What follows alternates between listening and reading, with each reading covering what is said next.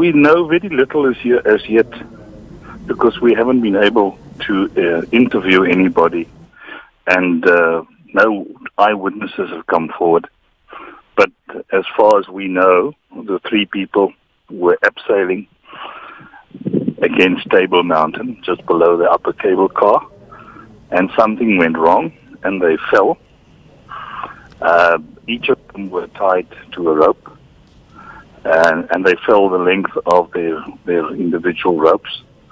In that process, two of them, the guide, the male person, and one of the females were injured to such an extent that they were certified dead by the time the Wilderness Search and Rescue paramedics reached them.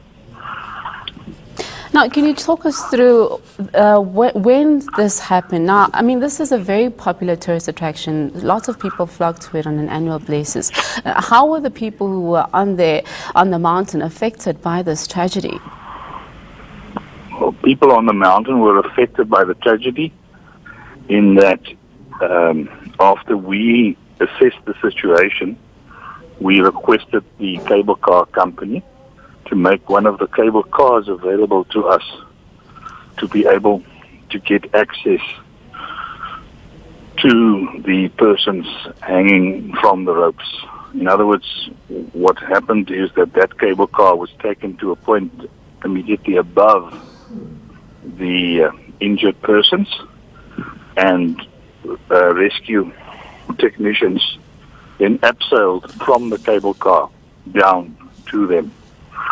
Whilst they were doing that, and whilst they were assessing the injured person and trying to get to and assess the other 2 persons, the cable car service came to a halt. So during that period, nobody was able to go up or down with the cable cars. The cable car company then, because of that, made arrangements to reopen the restaurant at the top of the mountain because the weather was deteriorating, it was getting colder, and they served coffee and hot chocolate and so on to the people.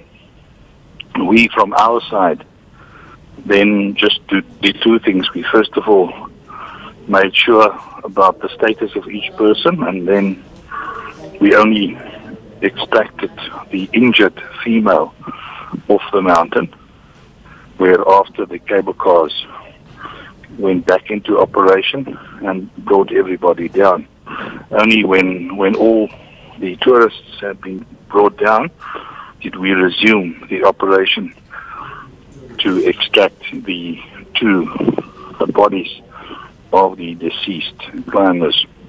That took us most of the night, and the last member of our team was climbed back into the cable car at 5:15 this morning. Sure, it sounds like quite a strenuous process. I mean, how long did the entire process take to try and get, first of all, those 2 people lifted and everyone else who was on the mountain back to safety? Well, we started at 5 o'clock yesterday afternoon. So not a good way to start the new year for many of those tourists there. And I mean, this is an unfortunate incident, and as you said, you're still trying to find out what exactly happened, but how can we try and avoid such incidents? Well, avoiding such incidents is to keep tabs and to follow each and every possible safety precaution when you go climbing. And you know, in more general terms, when you do go up Table Mountain, stay on the paths. Don't do it alone. Always tell people where you're going, when you intend to come back. Don't go into the mountain without a cell phone properly charged, or even more than one. And go prepared.